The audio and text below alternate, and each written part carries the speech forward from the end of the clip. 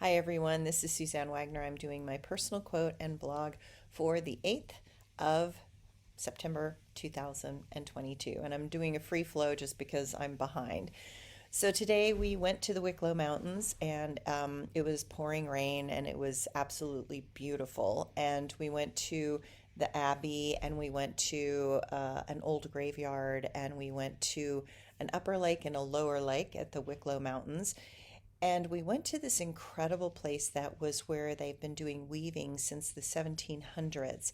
And there were these women that were three spinsters, and they were in the early 1900s, and they were all sisters.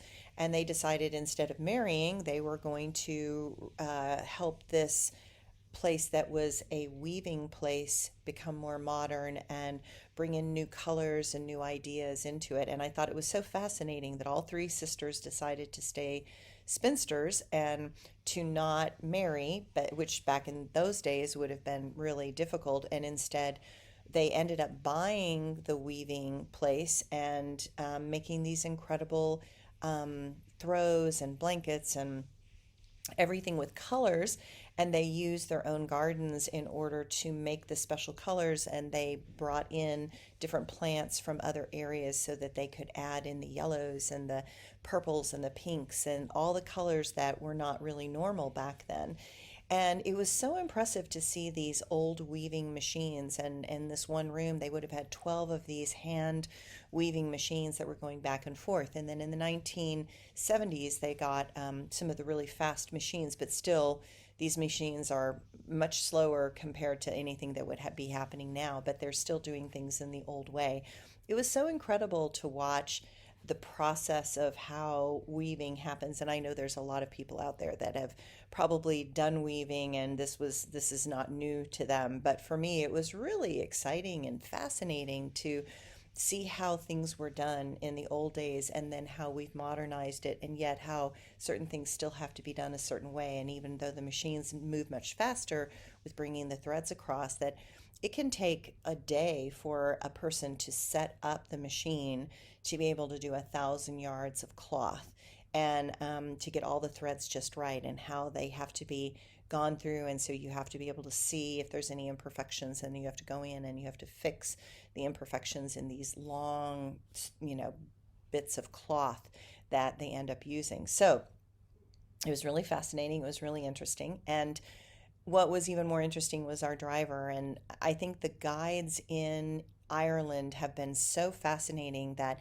it's been wonderful to kind of notice that my father was a storyteller, my uncle is a storyteller, my uncle Charles was a storyteller, and that all of the guides that we've had are storytellers. And so we end up bouncing stories back and forth, and I tell him a story, he tells me a story, and we bounce these stories back and forth. And how much the Irish culture is about the stories and the lores and the eccentricities and not necessarily fitting in and not necessarily doing things. One of the fascinating things they said here is that because there's been all this conflict between the Protestants and the Anglicans and the Catholics, they said nowadays nobody really believes in much anymore. And so they say, are you an atheist Catholic or are you an atheist Protestant?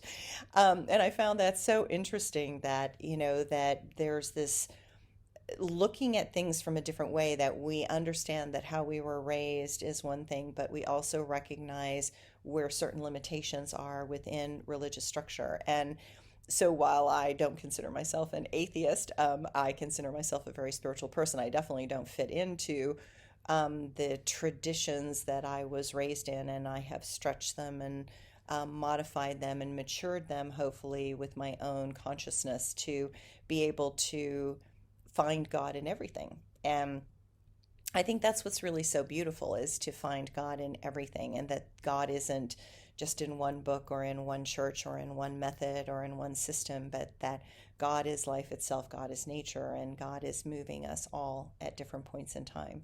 So I'm having a really interesting time. I love being rained on in the incredible, bizarre weather. And so it's about 60 degrees usually, and it's pouring rain.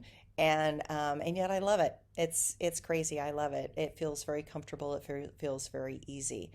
So I'm having a great time. Tomorrow we leave and we go up to Belfast, and on the way we get to see some of these really ancient monolithic stones that are prehistoric, and I'm really excited to see those. So that's the continuing journey. Thanks, everyone. Bye.